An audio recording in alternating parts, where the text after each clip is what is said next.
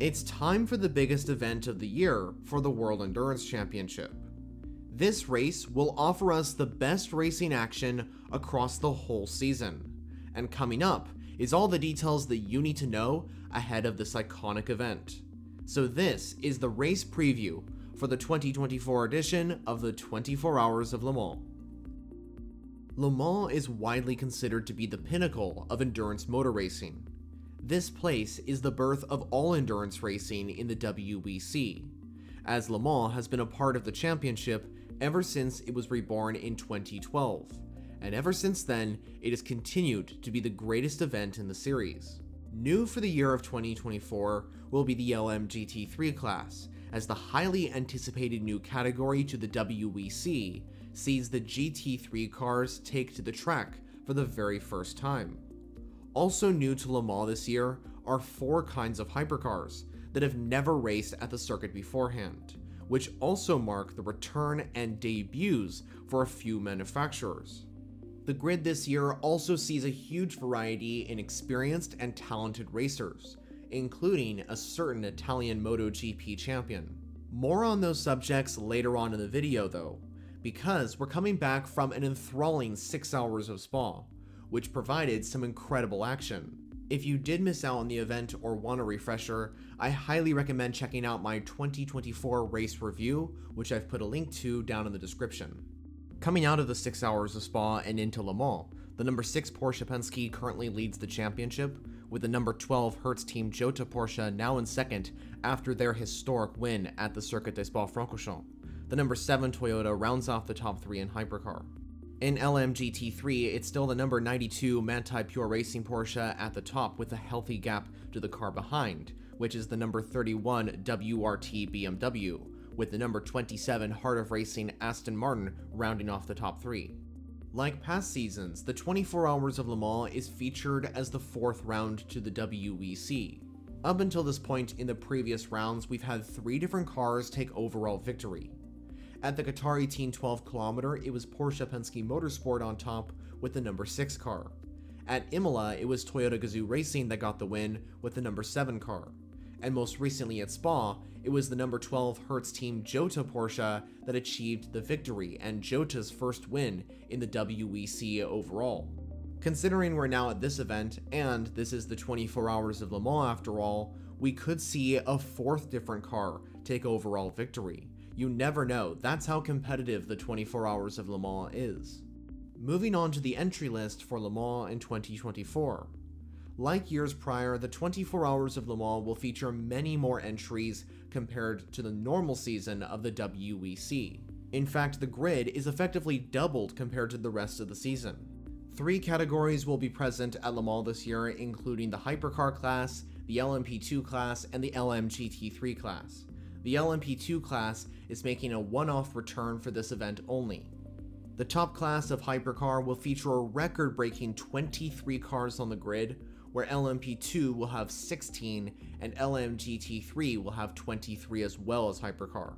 Excluding the LMP2 class, the additional entries for Le Mans include 4 more cars in the Hypercar class, 2 are from Cadillac, 1's from Porsche, and 1's from Lamborghini. And the LMGT3 class will feature 5 more additional cars, including 1 extra Ford, 1 extra McLaren, and 3 extra Ferrari 296 GT3 cars. It's also worth noting that some of the entries I just mentioned are coming over from IMSA and retain a similar driver lineup to what they have in the WeatherTech Championship. Although it's worth pointing out that alongside Pipo Derani and Jack Aitken in the 311 Cadillac will be Brazilian Formula 2 champion Felipe Drugovich. I mentioned a moment ago that there are new cars to Le Mans this year, and that fact is true. In LMGT3, all the cars participating have never done Le Mans before, so this will definitely be an exciting opportunity to see all these cars out on track. The 4 new prototypes in the Hypercar class this year consist of the BMW M Hybrid V8, the Alpine A424, the Lamborghini SC63, and the Sottofraschini Tipo 6 LMH Competizione. It's also worth mentioning that this year we will not see the return of 2 hypercars that raced last year. This includes the Glickenhaus SCG 007 and the Van Wall van der Velde 680. Unfortunately, both manufacturers will not be on the 2024 grid this year. With the addition of LMGT3 this year, this also marks the debut for Lexus as a brand at Le Mans. The car manufacturer has never participated before, and neither has the RCF GT3. Another manufacturer new to Le Mans this year is Isotta Fraschini.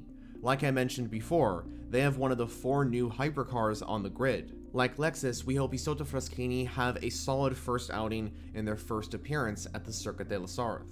A lot of talented, experienced, and successful racers will be on the grid for this 2024 event. But right now, I want to focus on just 2 champions, one of whom is Jenson Button, who won the Formula 1 World Championship in 2009. The British racer returns to Le Mans and will drive in the hypercar category with Hertz Team Jota. The other champion I wanted to mention is the legend himself, Valentino Rossi. The doctor, who's achieved 7 championships in MotoGP, will be making his 24 Hours of Le Mans debut this year. He will be driving in the LMGT3 category as one of the 3 drivers in the number 46 Team WRT BMW. Now, the Le Mans race is famed for many things, including the duration of the event, the variety in cars, the multi-class racing, and much more. But one of the factors which makes this race so unique is the track itself. The Circuit de la Sarthe, which is a layout combining both permanent track and public roads, is a circuit located near the small town of Le Mans in the country of France. In comparison, Le Mans is about 115 miles away from the famous French city of Paris.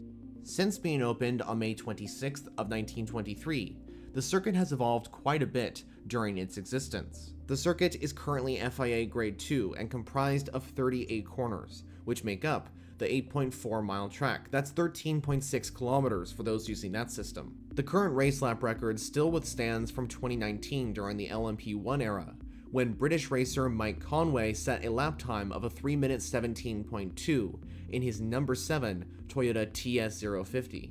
The fastest speed ever established at Le Mans was during the 1988 event, when a car known as the Velter Meunier P88 Peugeot clocked in a speed of 253 miles per hour down the Mulsanne Straight, which equates to around 407 kilometers per hour. And that record is set to never be beaten again, considering that the Mulsanne chicanes were added in 1990. Now, considering that this event is over 100 years old, there is so much history when it comes to the 24 Hours of Le Mans, and honestly, there is not enough time to dive into it all. If you want to know more about the history of this event and the winners of it as well, I highly recommend checking out a few of the videos I've made, which I've linked in the description down below. But heading into this 2024 race, there are a few records that you should remember, and that is that Porsche are the most successful manufacturer at Le Mans with 19 wins, Tom Christensen is the most successful driver with 9 wins, and Yost Racing is the most successful team with 13 overall victories.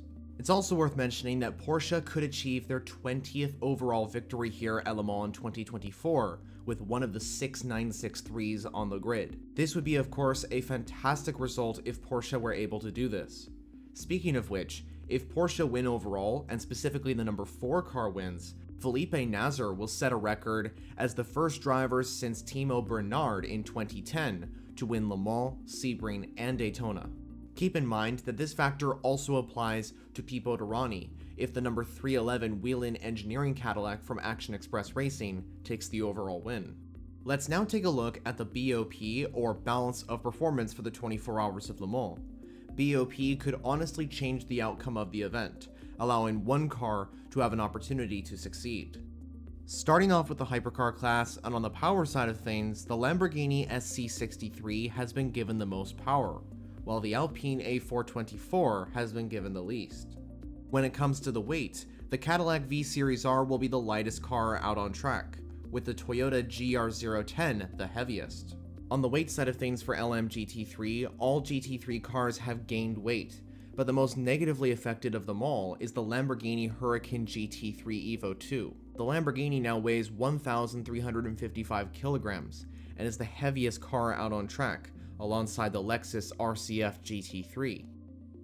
Moving on to the schedule and where to watch this race in 2024.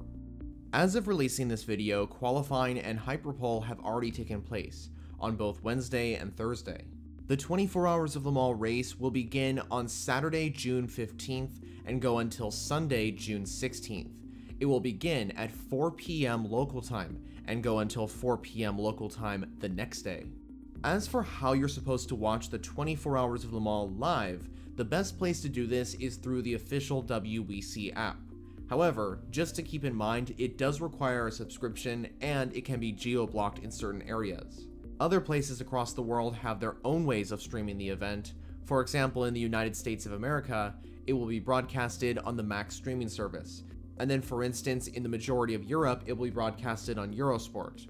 Ultimately though, the best place to watch is on the official WEC app. If watching live is not possible though, don't worry, because sometime after the event, the WEC will post the broadcast to their official YouTube channel. Also, here on this channel, I'll be doing lots of updates on the event, including a race review and multiple live streams. So that completes the race preview for the upcoming 2024 edition of the 24 Hours of Le Mans. Are you excited for this historic endurance race? And out of all the entries on the grid, who do you think will take overall victory? Well, as always, let me know all your thoughts down in the comments. Thank you for watching. If you haven't already, I suggest subscribing. The reason why is because I make endurance racing content mainly on WEC and IMSA every week. And if you want to watch more videos, there's options on your screen. But for now, that's it from me. I'll see you in the next one.